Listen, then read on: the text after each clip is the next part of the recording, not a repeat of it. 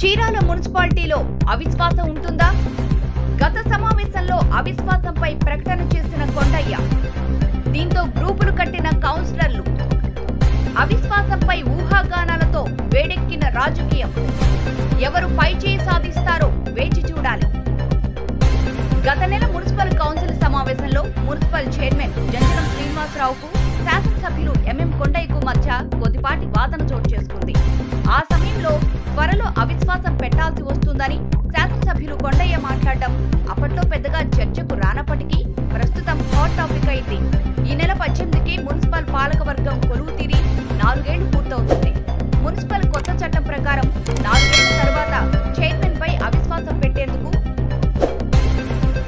2020 municipal ఎన్నికల్లో ఇలా. గత మున్సిపల్ ఎన్నికల్లో ఫ్యాన్ సింబల్ పై 21 మంది గెలవగా స్వతంత్రులుగా 11 మంది, టీడీపీ సైకిల్ సింబల్ పై 1 గెలుపొందారు. అప్పట్లో స్వతంత్రంగా గెలిచిన 11 మంది కూడా మాజీ శాసనసభ్యులు ఆమంచి కృష్ణమోహన్ ద్వారా బాలినేని శ్రీనివాసరెడ్డి సమక్షంలో వైసీపీకి మద్దతు ప్రకటించారు. టీడీపీ సింబల్ పై గెలిచిన 1 కౌన్సిలర్ కూడా అప్పటి శాసనసభ్యులు కరణం బలరామకృష్ణమూర్తికి మద్దతు ప్రకటించారు. ఇలా కౌన్సిల్ మొత్తం వైసీపీకి అనుకూలమైంది. చైర్మన్ గా జంజనం శ్రీనివాసరావు, వైస్ చైర్మన్ గా బొనిగల జయసన్ బాబు, సికాకొల్లి రామసుబ్బులు ఎన్నికయ్యారు. 2000 సాధారణ ఎన్నికల తర్వాత మారిన పరిస్థితులు ఇలా. 2024 సాధారణ ఎన్నికల్లో వైసీపీ ఓడిపోయింది. టీడీపీ అభ్యర్థిగా ఎంఎం కొండయ్య శాసనసభ్యులుగా ఎన్నికయ్యారు. ఎన్నికల సమయంలోనే వైసీపీ కౌన్సిలర్లు కొందరు టీడీపీకి మద్దతు ప్రకటించగా ఎన్నికల తర్వాత మరికొందరు టీడీపీకి మద్దతు ప్రకటించారు. అలా ప్రస్తుతం టీడీపీ మద్దతుదారులుగా 14 మంది కౌన్సిలర్లు ఉండగా వైసీపీలో 14 మంది, ఆమంచి కృష్ణమోహన్ ప్యానెల్ గా 5 స్వతంత్ర కౌన్సిలర్లు ఉన్నారు. అవిశ్వాసం పెట్టాలంటే అవిశ్వాస తీర్మానం ప్రవేశపెట్టడానికి సగానికి పైగా కౌన్సిలర్ల మద్దతు ఉండాలి. తీర్మానం నెగ్గించుకోవాలంటే 3/2 కౌన్సిలర్ల మద్దతు కావాలి. అంటే 33 మంది కౌన్సిలర్లు ఉన్న చీరాల మున్సిపాలిటీలో 24 మంది మద్దతు కావాల్సి ఉంది. అలాంటప్పుడు టీడీపీ అవిశ్వాసం ప్రకటించి నెగ్గించుకోగలదా?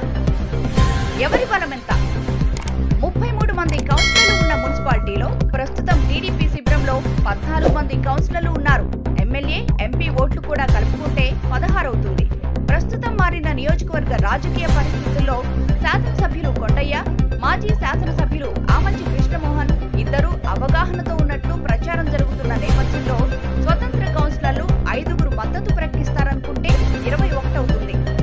అయితే ఆమంచి కృష్ణమోహన్ నియోజకవర్గ రాజకీయాల్లో తనకంటూ ప్రత్యేకతను నిలుపుకునే ఎత్తుగళ్లతో ఉండే వ్యక్తి. అలాంటప్పుడు ఆయన కార్యాచరణ ఎలా ఉంటుందనేది ముందుగా ఎవ్వరూ ఊహించలేరు. గత మున్సిపల్ ఎన్నికల్లో వైసీపీకి మద్దతు ప్రకటిస్తారనుకుంటే టీడీపీకి మద్దతు ప్రకటించి మోదడు రమేష్ ను చైర్మన్ చేయడంలో ఆమంచి కృష్ణమోహన్ తన మార్పు చూపుకున్నారు. ఈ అవిశ్వాసాన్ని ఎదుర్కోవడానికి కరణం వర్గం ఎలాంటి ఎత్తుగడలు వేస్తుందో వేచి చూడాలి. మాజీ శాసనసభ్యులు కరణం బలరామకృష్ణమూర్తి జోక్యం చేసుకుంటే టీడీపీ శిబిరంలో ఉన్న వాళ్లలో జారిపోకుండా ఉంటారా? కొండయ్యతో ఉన్న కొందరు కౌన్సిలర్లు కరణం బలరామకృష్ణమూర్తితో టచ్ లో ఉన్నట్లు ప్రచారం ఉంది.